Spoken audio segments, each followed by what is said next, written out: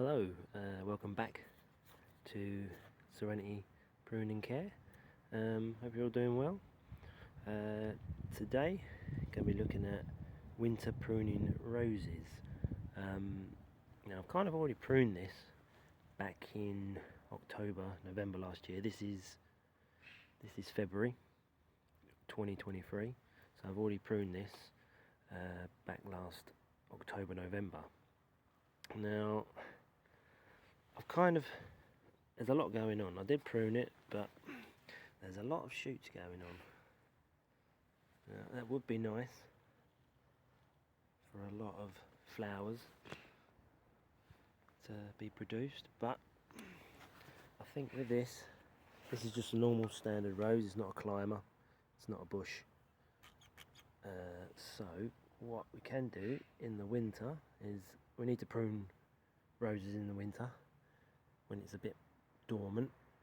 It's been fairly warm actually, so this is why we've gotten a lot of early growth. But in the winter it's dormant mainly, and this is when you don't get any pests. It's the easiest time to say you don't get any pest diseases and any kind of nastiness really that roses can get.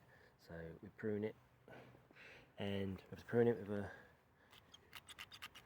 sharp secateurs or loppers, depending on how thick the branches are. Right, so I'm going to take this right down to the bottom, and what we want to look at is at least about 6 inches above the ground, or to get to a node. There's a little node there, and that could be a node. And around the back, if you can see it, there's a couple of shoots there. So I'm going to cut to those nodes, and what we want to do is cut at an angle. So I'm going to cut at an angle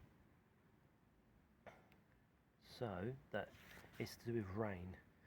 So you don't want to be cutting anything flat.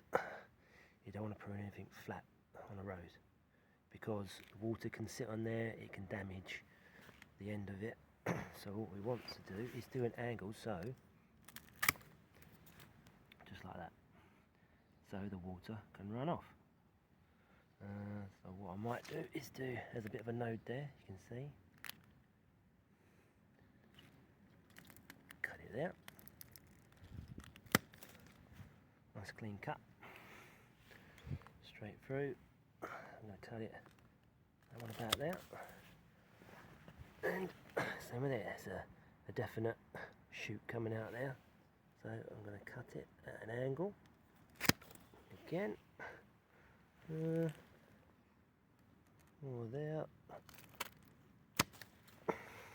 Now what if you can't see any shoots or anything like that, but you still want to give a good prune back? Well, just let's see if you can find like a little notch. Nothing's coming out of that, but it will do.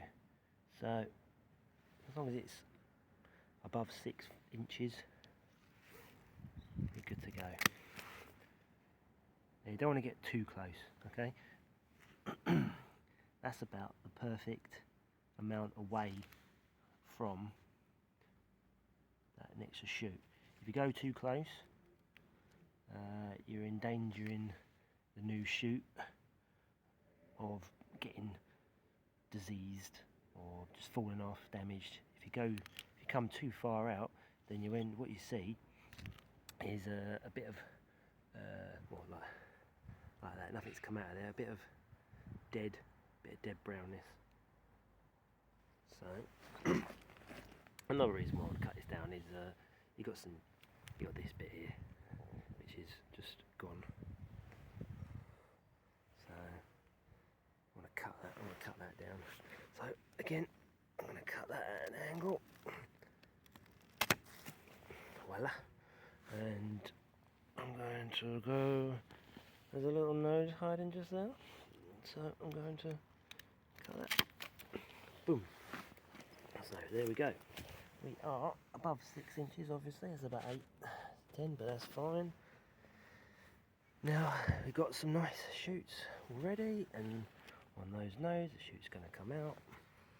So I'm happy with that. There's a bit of dead stuff, so I want to take that off.